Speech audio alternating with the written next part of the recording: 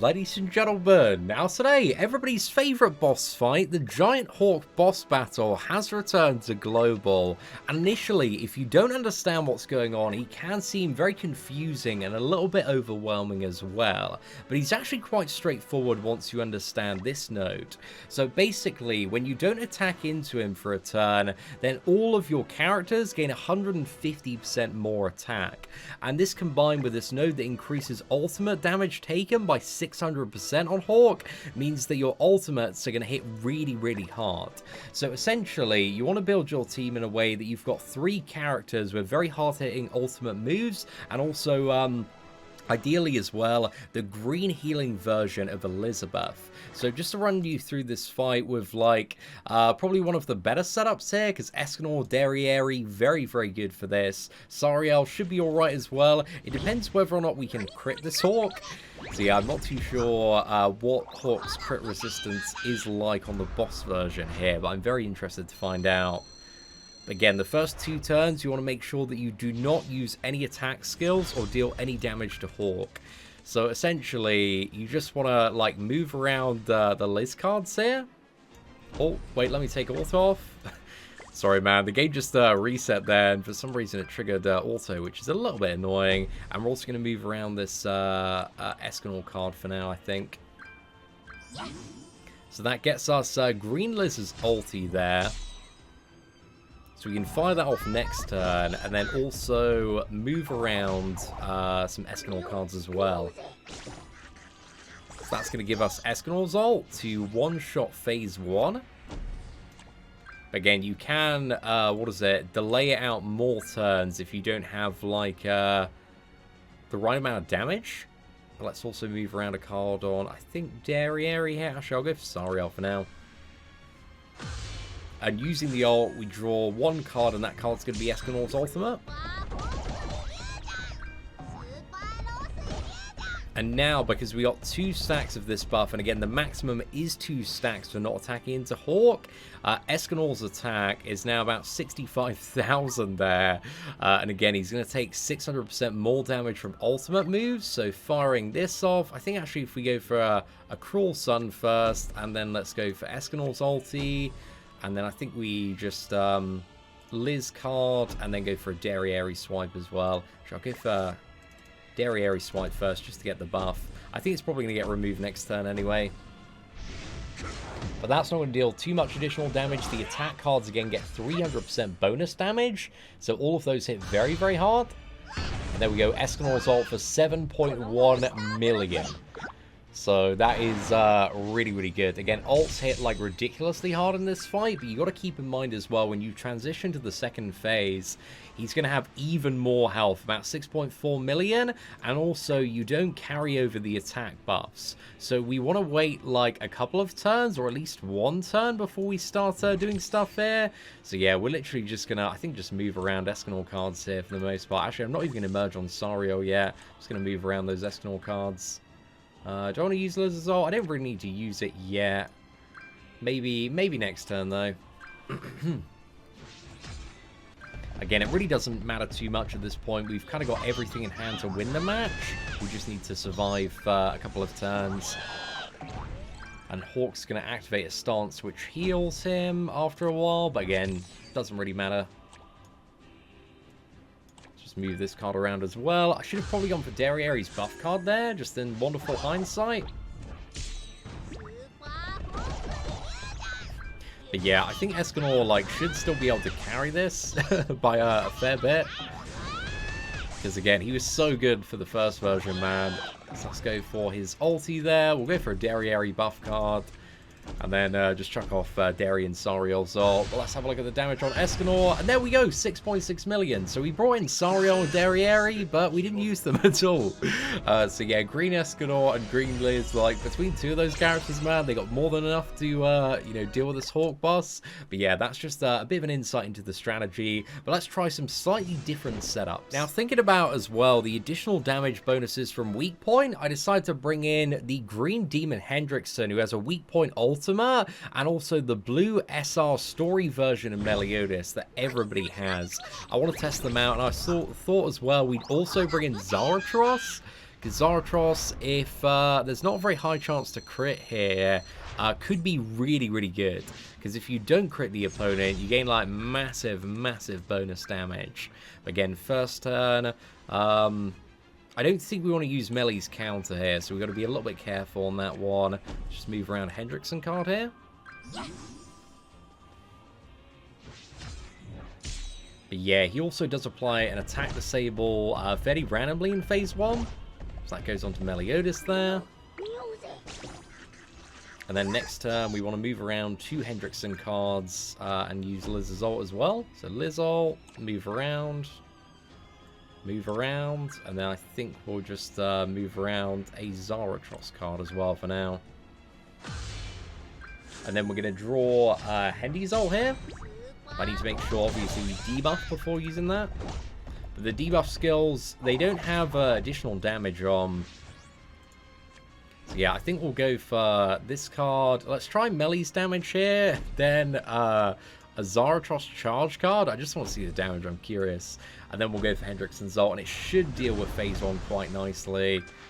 Hendrickson's ult. Okay, Melee dealing some good damage, man. About 900,000 there.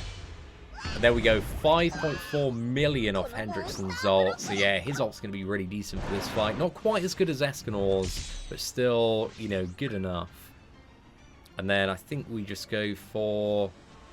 I'm going to move around Liz cards. I think I might as well just dump the heal anyway. Then I'll... Actually, I think... Let's go for this. Triple move on Hendrickson. I think is the right play. And then next turn we can heal on Liz, and then I'll try Zarathos' ult. Curious to see how hard that's going to hit. But actually not next turn, I want to wait again till I get the full like 300% attack bonus here. So yeah, it doesn't really matter what we use, but I want to make sure I don't use the counter on Melee, because again, the counter I think is going to inflict damage and cause you not to gain stacks there, I think. Actually, you do gain it at the start of the turn, so maybe I may be incorrect there. But it's not like you absolutely need it anyway. Right, so for this turn, I think we go for Zarathos' ult, Melee's ult, debuff card on Hendrickson, and then, yeah, let's fire off Hendy's ult. Okay, nice. 5 million from Zarathos there. 4.1 million from Meliodas. So yeah, as long as you know, like, play stuff in the right order in this fight, you've just got so much overkill to deal with it, man. It's really, really nice. But let's go for one more run. Now, just for a little bit of fun, because we didn't have Estarossa the last time this guy was on Global, I want to see if Esther can get the full solo on this Hawk. Bit curious, man. Because again, he can stun off his ultimate and also attack disable, but if we're fully immune to debuffs, we can still gain the attack buff while countering, should be really good. But I'm not too sure how this is going to work out here. So I'm interested to find out, but I think we go for this and see if we can get like a murder off the top. So yeah, the best case scenario is one more attack card and then 3 more stance cards off the top in that order. But I've gone for attack food over lifesteal food because we do have Zeldris' association. Okay, that's not super lucky there. That's still pretty good though. He does remove our debuff immunity. Yeah, as soon as it goes to Hawk's turn, which is a bit annoying. I think we should be alright here.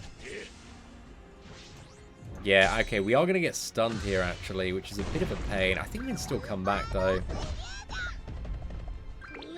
I just need to build up these attack buffs a bit more. Right, let's dump this out for now. Okay, nice. We can just absorb Hawk's next turn. Then yeah, we're in a pretty good scenario, I think.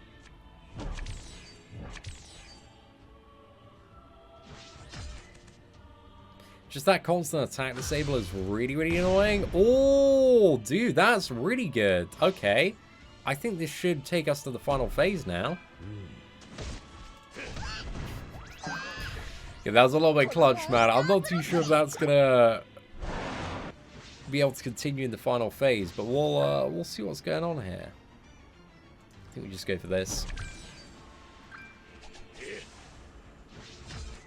Okay, that's really, really good news. A fair bit of overdraw on the attack cards.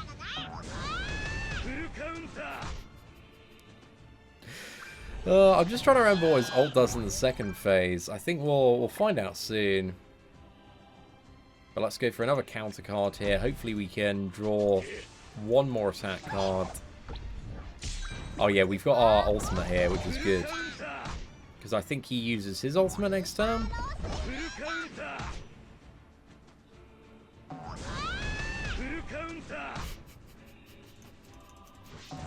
It's the stupidest fight, man. But I kind of love it. It's quite amusing.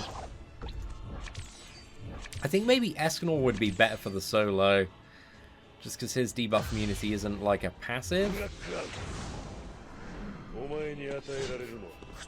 Oh wow, Estarossa looking crazy sinister there. Right, I still don't have the full attack bonus, but I needed to use that there. I don't know if I get stunned off this.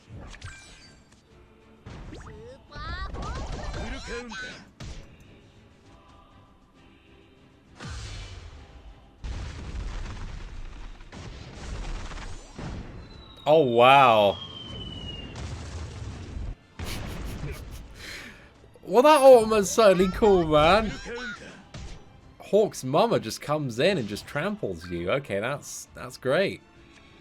I think we go for this. I just want to merge off the top and then draw some more counters. It's definitely proving to be a battle of endurance here.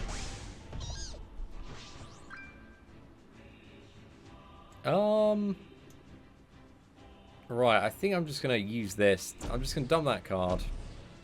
Get my second attack increase there. He wasn't using his ult, so it's like there's not really much reason for me to fire off mine if I didn't have the full attack bonus yet. Because then we can counter this next turn.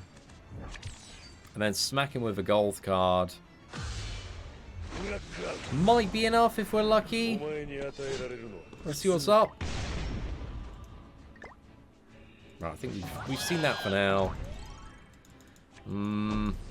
I feel like it's going to be a little bit short. Yeah. Okay, we're getting closer though.